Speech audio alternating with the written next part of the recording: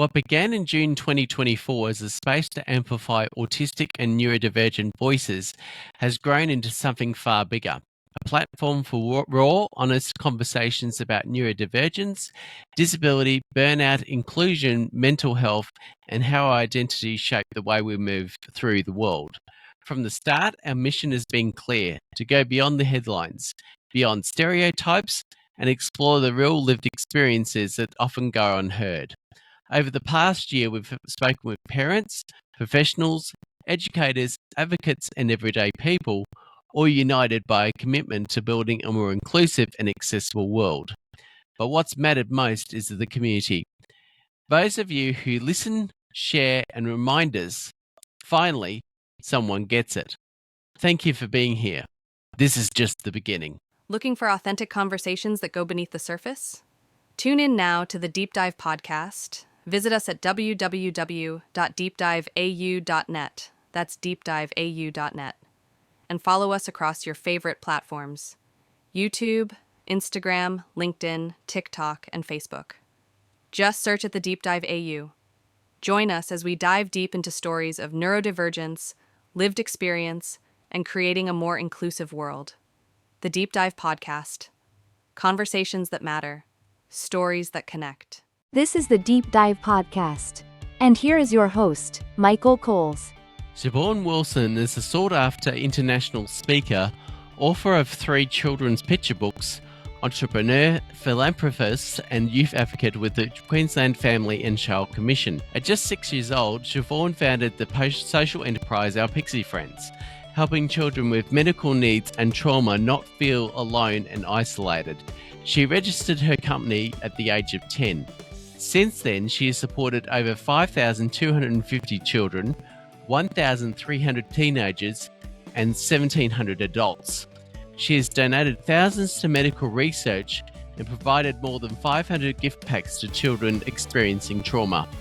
She has won numerous business awards, including Young Entrepreneur of the Year and Business of the Year at the Redlands Coast Chamber of Commerce Business Awards, Treenpreneur of the Year, Westfield Local Heroes, and the Green Frog Award for transforming lives through literacy. Siobhan Wilson, welcome to the Deep Dive. Hello, thank you so much for having me. It's such a privilege to be here today. Okay, so how did early medical interventions such as open heart surgery and frequent hospital visits shape your understanding of resilience and vulnerability? It definitely opened my eyes to the medical world. I was born at 27 weeks, so growing up, I thought I was the only one in the world who had all these different medical conditions. I had bad bladder dysfunction, sensory processing disorder, I had allergies, eczema, asthma, so many different medical conditions. And it shaped me because kids would exclude me. Kids didn't want to hold my hand in line because of my eczema. They wouldn't invite me to birthday parties.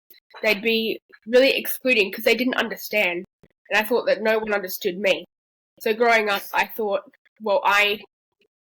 I'm misunderstood, It made me feel like I needed to meet someone else with these medical conditions. So when I did, it built my resilience because I went, oh wow, I'm not the only one, and there are thousands of other kids worse off than I am, and I am lucky because, I don't have eczema on my face, or I'm not allergic to dogs because I love cuddling dogs, that sort of thing, to help build my resilience and know that I wasn't the only one in the world really helped me. Okay, so can you describe the emotional impact of experiencing anaphylaxis multiple times during your childhood? Yeah, it definitely took a toll on me. Having anaphylaxis, it doesn't mean that you have a food intolerance or you just don't like the food. It means that you could die if you eat it. So for me, I can die with 1,000th of a ml of milk. So growing up, I was really scared. After I had anaphylaxis, when I felt the world was closing in on me, I was really scared going to school because, kids have dairy, there are nuts. There are no nuts in schools because, the nut allergies. But for kids with dairy allergies, there's nothing really to stop kids from bringing in butter on their sandwiches, teachers with their morning coffees and kids with their yogurt. So I got really scared of other kids. So I would isolate myself in the classroom, when kids were eating food, because I learnt that the hard way. One kid actually had yogurt and she was trying to open it and it spilt all over me. And if I had touched the yogurt and then touched my face or in my mouth, I could have died. 1,000th of a ml of milk could kill me. So it was really, really scary for me. It's also hard when kids don't understand and they sort of tease you with the food that you're allergic to. So they'll wave peanuts in your face or wave dairy in your face, and kids don't take it seriously. And a lot of adults don't take it seriously either. They go, oh yeah, well, I'm intolerant to this and I have a gluten intolerance, but they don't understand that the food could actually kill me if I eat it. So it's really isolating as a child growing up with it. Okay, so in what ways did your experiences with trauma influence your desire to create a supportive community for other children facing similar challenges? Yeah, so the exclusion was a big part of it. Having a lot of trauma and knowing that you know a lot more than other kids about that space is really hard. So kids, it just looks like kids can just go and play and have fun and not be triggered by things. But in my trauma and with my medical needs, I was living in a constant state of fear. I was living in trauma. I was living in fear of having a medical experience happen to me. And so my medical experience shaped who I was. So I decided when I was 6 that I wasn't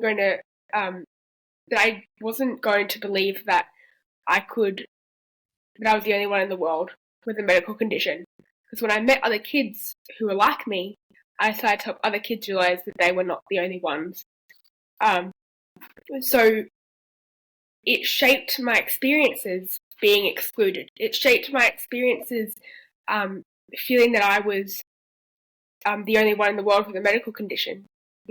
I walked into the classroom one day when I had anaphylaxis, and everyone had an invitation on their desk for a birthday party except for me.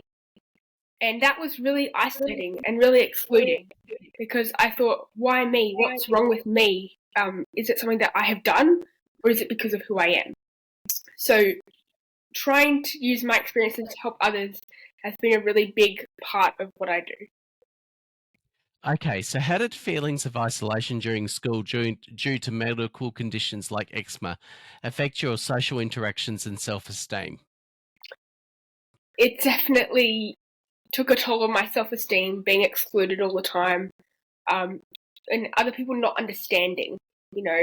We have a higher level of understanding because we've lived through experiences that other kids can't imagine. They haven't experienced before. So seeing other kids being able to go and play and not have to go to all these different medical appointments, not missing all the school, being a normal kid is sometimes really hard. So it didn't boost my self-esteem at all, knowing that, oh wow, these kids are normal and I'm really different and I'm different from them. Why am I different? Why am I not normal like the other kids? That really shaped my mind and my mindset. I would try to be a normal kid. I'd try and use the bubblers even though I couldn't swallow and I had swallowing difficulties. I'd try not to wear nappies at night time because other kids didn't wear nappies. Nappies are for babies, like they would say. So trying to live a normal life when I wasn't normal was really hard for me to understand. Okay, so what coping mechanisms or support systems did you find most helpful in navigating these psychological effects of early medical trauma? It's definitely a big thing to have a support network around you. For me, I saw a psychiatrist since I was 2 years old. So I was diagnosed with generalized anxiety disorder by 2, PTSD by 6, and depression and suicidal ideations by 9. So having support like a psychiatrist, a psychologist, but also reframing thoughts was important. So my psychologist and psychiatrist showed me, here's a Lego block. I'm going to put down a red block, which is going to be a negative thought. Oh, nobody understands me. I'm not normal like the other kids. And I'd have to remove the red thought and replace it for a positive green block, which is a positive green thought, and say, oh, but it's okay because I'm special and I can be friends with the normal kids. So reframing those thoughts was important, but also having the deep pressure cuddles and stuff. Because when I was born at 27 weeks, parents aren't allowed to hold their kids, especially for me. Like, mum could just put her hand on one part of my body and just have to leave it there. She couldn't rub or, any of that sort of thing because that would hurt me because I was in a constant state of survival in the humidity crib. So I missed out on 3 months of cuddles when I was a kid. So having that deep pressure, those cuddles, and mum taking 3 months off work just to give me cuddles and reassurance was actually really helpful for me. Teachers, I know it's a taboo subject, but teachers actually gave me the cuddles and the deep pressure when I needed it because I was always in a fight or flight response. So having the reassurance and the knowing that I was safe now was really important for me. Okay, so how have conditions like asthma, eczema, and sensory processing disorder influence your daily routines and interactions? It's definitely hard having a lot of medical conditions and multiple medical conditions that overlap with each other. So, for instance, with me, living with like the complex medical trauma is definitely hard for me. But even just like the simple things like asthma, if I have an asthma attack or I need my puffer, I have to stop my friends in like the middle of the shopping centre and go, oh, hold on, I just need to have my puffer. That can be really embarrassing. I was afraid of, going up to my teachers and asking for my medical supplies because I was afraid that I'd get in trouble because that was a fear of mine. I was constantly upset that I wasn't normal. So having my wet wraps, which is basically putting the creams on for my eczema, then putting wet bandages on, which are really, really cold, and then putting some dry bandages over the top, that made me feel really isolated, knowing that, oh wow, none of my friends have to do this. Why am I the only one that has to do wet wraps? It's freezing cold. I can't do anything. My hands are all covered in like this cream, so I can't really do anything. I can't do colouring. I can't write. I can't do anything with my hands until all the moisturiser is soaked in through my skin.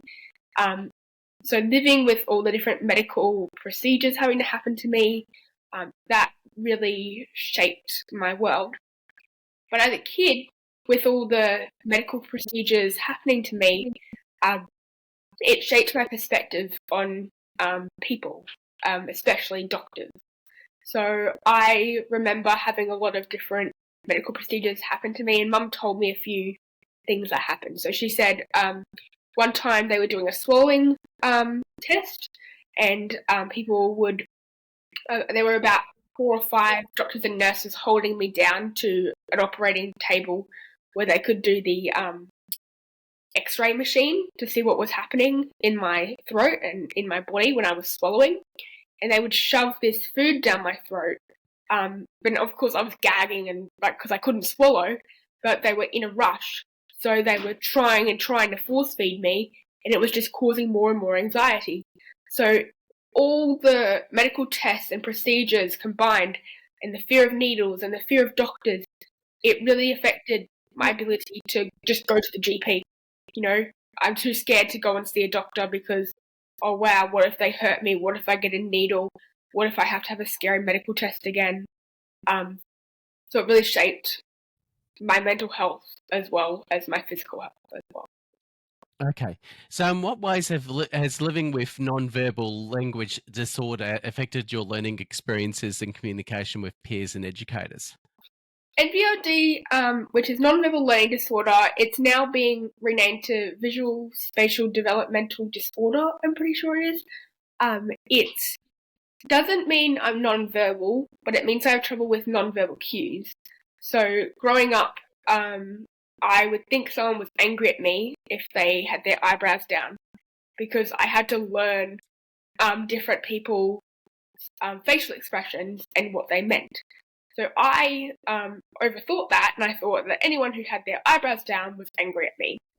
And so in a situation where you're at home and your grandparent is really puzzled on a puzzle, I thought she was angry at me. So she was trying to think of this word for a word search or whatever, and she had her eyebrows down, puzzled, and I was like, oh, Grandma's always angry at me all the time. So that led to a lot of fear. But my visual spatial deficit is really hard in day-to-day situations because I can't estimate distances, so I may never be able to drive a car. And everyone's like, oh, you're sweet 16 now, and oh, wow, when are you going to get your car, when are you going to get your license? And it's really embarrassing going, well, I might never be able to drive a car. I might never actually be able to do that. Something so normal in society, driving a car, is actually really hard for people with a visual spatial deficit. It's also really dangerous as well because I can get lost really easily. But even more dangerous in situations like in a car park because I can't understand where the cars are coming from. I can just hear noise, but I don't know where the car is. And having the visual spatial deficit also means that I get lost really easily, like I said. So I can't find my way from a room to the toilets and back sometimes because I don't have a map in my head. So it's definitely really embarrassing going to events because Mum has to take me all the time. And I put it down to, oh yeah, because I'm only 16. But it's actually the ongoing need that I'm going to need because I can't actually find my way around. And even abstract concepts, that's another thing in NVLD. I can't flip shapes. So if you do your maths and they go, oh, turn this shape 180 degrees, I can't estimate that. So what's been important for me is instead of just doing my maths on a computer, actually having that concrete learning is really important for me because I need to see it. I need to physically move the shape and actually see the shape move. Okay, so how can you share how sensory tools such as Cozy Powers, have I got that right, have assisted in managing sensory overload or anxiety? Have I got Cozy Powers right? It's Cozy Pals. It's they're soft, silent sensory fidgets, so they fit on your wrist. And for those of you who can see the screen right now, this is a Cozy Pal. So they have no eyes, so they don't care what you look like. They have ears to hear your worries, but no mouth to share your secret. And they live on hugs and snuggles. So we've sold about 1,000 of our sensory fidgets, including the one-strand ones, which are just sensorians for older people and teenagers. But they help kids and adults and teenagers. When we first started, I thought they were just going to be for young kids, but teachers, social workers, people who work in the adoption space, everyone really loves them because they're soft and silent. They don't disturb anyone. So kids can take them to school and they're more teacher friendly and more classroom friendly because they don't disturb others. You want that sensory feel, you want the soft, silent feel, but you can't have the noisy, clicky, hard plastic at school. So I found the hard plastic ones didn't help me as much as the soft ones, and they're basically like a friend that they can have with them whenever they're going for a new situation or anything like that. So I've had so many different testimonials from kids and parents, and something that really stood out to me was there was this little boy who got a Cozy Pal. Then he bought another one for his dad's house, and he said to keep the change. This was his birthday money. Keep the change because I want you to give another sensory fidget to another kid. So that's what we did, and seeing that impact of even just a little boy wanting to make a difference in someone else's world with a sensory friend is really, really important. Okay. So what challenges have you faced in accessing appropriate educational accommodations for your medical and neurodivergent needs? It's definitely been a challenge having those supports. In fact, I couldn't find the supports at school because I wasn't diagnosed until I was in year 4 with NVLD. Because oftentimes NVLD can be seen as other different medical conditions like ASD and ADHD. So growing up, people didn't know what was wrong with me, and nobody knew how to help me. They just saw the flaws. They saw that I couldn't, turn the shape in my maths book. They saw I couldn't navigate my way around a school. So I didn't really have any support at school because they didn't know how to help me. NVLD isn't in the DSM-5, so it's not recognised. So I can't get any NDIS funding.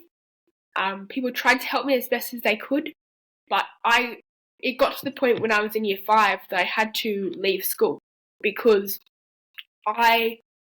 when you're at school, you have to have a lot of planning and organisation. You might have technology, sport, and you might have to do swimming that day and your maths and your English. And you have to remember to bring your English book, your computer, but also your swimmers. And you have to know what to wear afterwards. So you have to plan to have your shorts and your shirt. And it was really hard for me. So I would remember my shirt but forget my shorts, and I'd have to go up to the office and wait for hours until Mum could come and give me the shorts that I missed in my bag. And people started to think that I was doing it on purpose to miss school, and it wasn't the case. I just didn't know what to do with it. But the thing is, NVLD is a really big condition. So I wanted to break it down so that people could understand it a little bit more, if that's okay. Yep. Please explain. So in NVLD, it has aspects of ASD in the social communication aspect, with the nonverbal cues. ADHD with the executive function, planning and organisation difficulties. Sensory processing disorder with the fine and gross motor skills and coordination difficulties. But in NVLD, what's really common is we have a high verbal ability but a low visual spatial thing. So it doesn't mean that I can't see anything, I can see really clearly, but I just can't estimate distances, and I can't understand where to go because I don't have a map in my head. We have difficulty with abstract concepts, especially in maths, and I have a visual spatial deficit, which sets all of the conditions apart. So with the visual spatial deficit, that's the thing they're going to be focusing on. So I might need to have 4 different diagnoses. But in NVLD, a lot of us have the social communication, executive function, fine and gross motor skills, and the high verbal ability and low visual spatial ability. But they're going to be focusing on the visual spatial deficit and name it as developmental visual spatial disorder. So yeah, it's definitely hard having NVLD because it has all the conditions overlapping. So it's often misdiagnosed as ASD. But what is interesting is NVLD was actually diagnosed around the same time as ADHD. It was found around the same time as ADHD, but ADHD got all credit. So that's why NVLD is not recognised in the DSM yet. Okay. So how do you self-advocate for yourself in medical settings to ensure your unique needs are understood and respected? It's definitely hard to advocate for yourself sometimes, especially for me in the medical space. Because of my NVLD and my social communication difficulties sometimes, it really affected me because I didn't know when it was appropriate to talk to people about my fears, ask them questions, tell them that I didn't want something to happen. Like, I didn't know when it was appropriate to do that. So oftentimes I would just stay silent and let them do things to me because I was too afraid to speak up, too afraid that someone would get mad at me. But now that I'm older, I like to advocate more about my anaphylaxis, especially in the medical setting, because they try to give you medical things or medicines and you don't know what's in them. So I remember one time I was in the hospital for chronic pain and they were trying to give me this pain relief, and I stopped her for a second. I stopped the nurse and I went, "Oh, hold on, could you please just check that it doesn't have any dairy or lactose in it because I'm anaphylactic to dairy, right?" Yeah, she stormed off and went, "Oh, we don't have it then," and stormed away. And I went, "I want the medication. I'm not stopping you from giving the medication. I just want you to tell me if it has dairy in it. I just want you to tell me if it has any lactose in it. I want to advocate for my own safety." And, I often feel brushed aside sometimes. Doctors would shove medicines into my mouth and I would go, "Oh, hold on, it doesn't have any dairy or lactose in it." They're like, "Oh, no dairy, no lactose," and just put it in my mouth. And I'm like, I'm not stopping you. I'm not telling you off for giving medication. I will have it freely and willingly if I was actually told in advance if it had dairy or lactose in it. I just wanted to check. So it's definitely hard in situations where people don't understand. Even in the hospital setting, there are people who don't understand. And even in the neurodivergent space, there are a lot of people who don't understand us. Even though it's getting the credit it deserves, there are still a lot of people in the space who don't understand how much of our life neurodivergence takes hold of. So trying to explain to people your medical condition is often hard. Okay, so how does NVLD manifest in your daily life, and what strategies have you developed to navigate its challenges? Definitely with the visual spatial deficit in NVLD, that's definitely one of the hardest things. And because I don't have NDIS funding, it's often harder. So I have to have mum take me to places. She can't just drop me off. She has to show me there's the toilets, this is where you're going to go from here, this is where you need to go to the toilets, and then this is how you get back. So that's often really embarrassing. But with the visual spatial deficit, I am getting better because I'm able to use landmarks. So it's really important to go, "Oh, okay, if I turn right here at the picture frame, then I'll have to turn left to get back to where I was before." Because there was one time I went into the alley after I went to the toilet and mum just let me go off just to see where I would go. And I went out the Smiggle way instead of the other way because I thought, "Oh yeah, I'm heading to Smiggle, I'll find where I was supposed to go." And she's like, no, you have to find where you're supposed to go first and try to find that way instead of going off to go and find another store. Like, actually find where you were going beforehand so that you can find it. Don't go and find the store. That means it's the wrong way. So trying to understand that was hard. Okay, so can you discuss the importance of raising awareness about NVLD and its just distinction from other learning disorders? Yeah, so I think I've touched on that a little bit, but NVLD has more of the visual spatial deficit than everything else. But in a lot of the community of NVLD, there are a lot of Facebook pages.